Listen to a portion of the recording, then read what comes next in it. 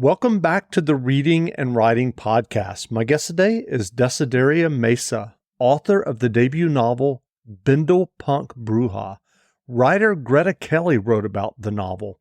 Bindle Punk Bruja is a book that you will dive into, gorgeously addictive and impossible to put down. It will transport you through time to a 1920s world soaked in gin, glittering in gold, and edged in danger. Desi, welcome to the podcast.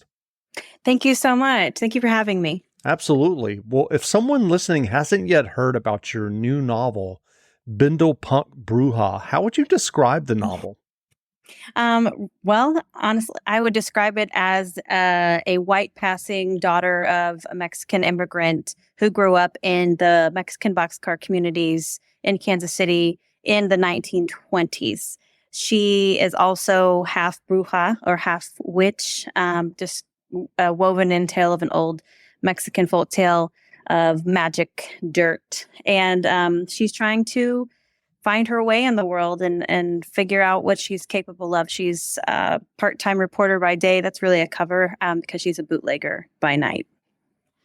And I'm curious, do you remember the original idea or impetus that led you to write Bindle Punk Bruja? It was really, honestly, several different things. I took a college writing course about 6 years ago and had to do some research on Kansas City. And that led me to just the underground, we see the glittering 1920s of Gatsby often when we see novels in that era.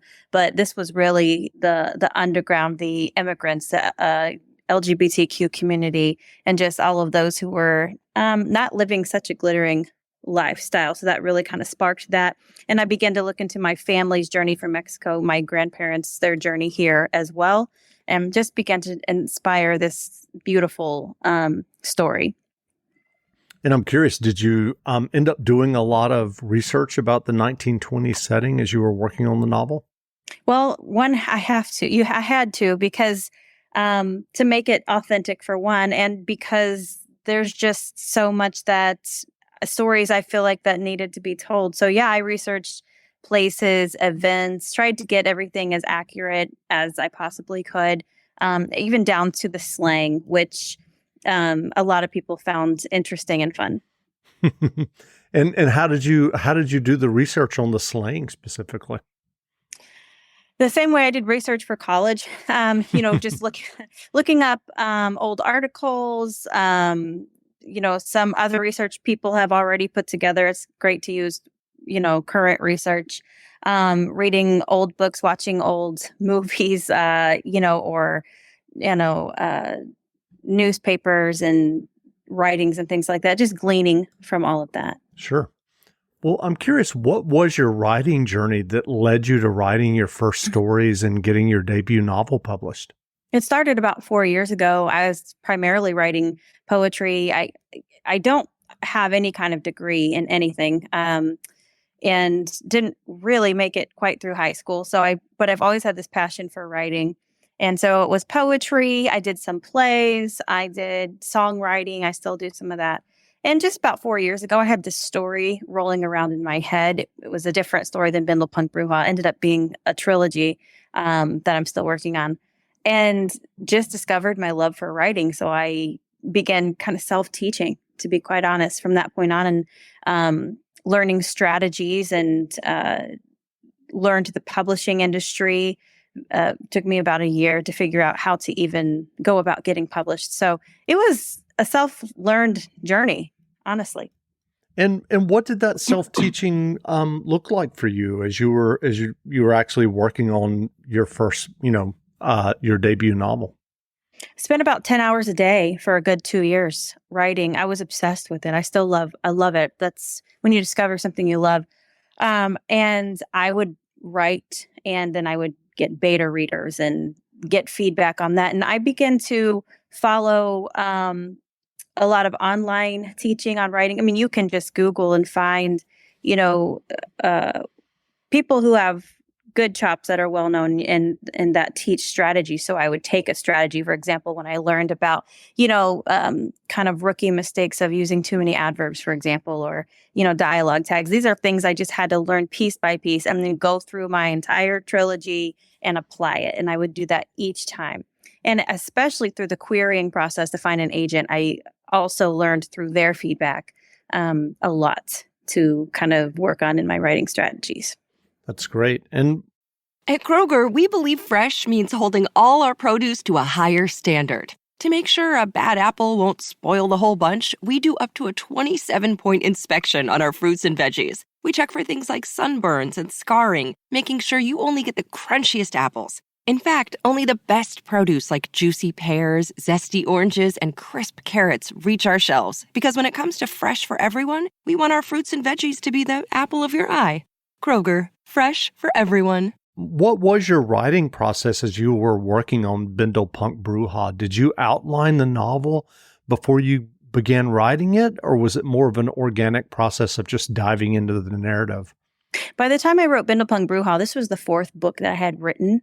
So I was already familiar with how I wanted to outline the novel. I knew I wanted to query it. I wanted to pitch it to an agent, that it was going to be a debut novel. And so knowing the criteria that they were looking for, I outlined it kind of starting by word count, and I already knew what I wanted to write about. So I used Scrivener. I still do. I love that program. It's a great software.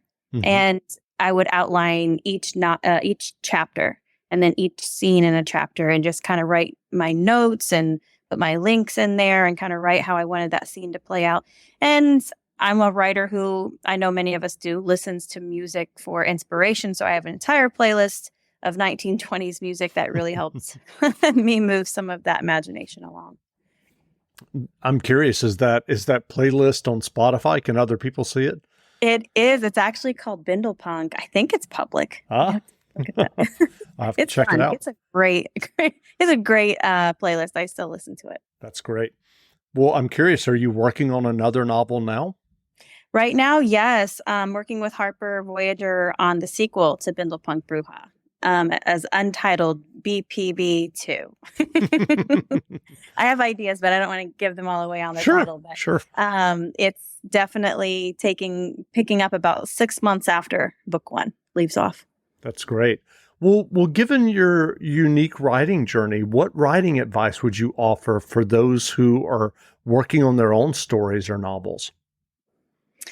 I would say the biggest thing that I had to learn in the beginning was, if I want to pursue this professionally, I need to be open to critique. I need to be open to, fixing my very perfect story, because there's always going to be things when you're so deep inside of, any kind of an art project of any kind. It's like outside eyes, listen to what's being said. You don't have to take every piece of advice, but if there's something that's consistently being said, or the advice is coming from someone in the industry that, has experience, then, take a look at what you're doing and be ready to apply it, because my skills, I believe, have increased exponentially by just working with industry professionals and listening to that advice and not getting so offended when someone says, I don't get it. How can you not get it? No, you have to have okay, well, I need to see why this isn't coming across to people.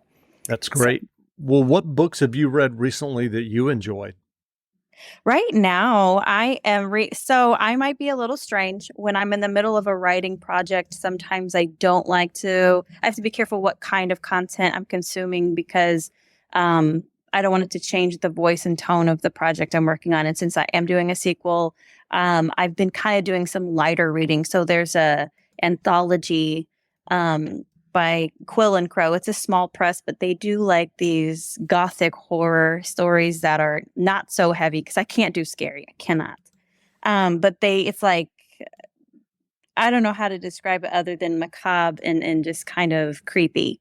Really cool stuff. So it's called Tales from Brackish Harbor. I'm really enjoying the short stories in there. So shorts right now. I'm getting ready to get into a book called West Side by W.M. Ackers. It's also a mystery. And I don't know why I'm reading darker stuff. I usually can't handle it. Well, where can people find you online if they'd like to learn more about you and your debut novel, Bindle Punk Bruja? Well, just about any social media, because I was there before I started writing. So Twitter, I'm really active there. I'm active on Instagram, a little bit on TikTok. It's going to be mostly silly. Some of those platforms, I mean, I find myself I like to express myself in artistic ways. So you're going to see what my friends call like my emo sad poetry and some of those things. My website, desideriamesa.com, also has updates on there and short stories and more poetry and some fun YouTube covers. That's all just there for fun. But yeah. That's great. Well, again, we've been speaking with Desideria Mesa, author of the debut novel, Bindle Punk Bruja. The novel is on sale now, so go buy a copy. And Desi, thanks for doing this interview. Absolutely. Had a great time. Thank you. Wonderful.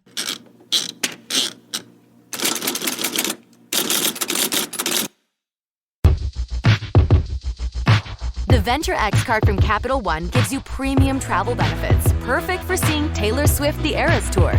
Presented by Capital One. Ooh, I do love her. Earn 5 times miles on flights and 10 times miles on hotels through Capital One Travel. Enjoy your stay in Suite 13. Whoa, 13? That's Taylor's lucky number. The Venture X card from Capital One. What's in your wallet? Terms apply. See CapitalOne.com for details.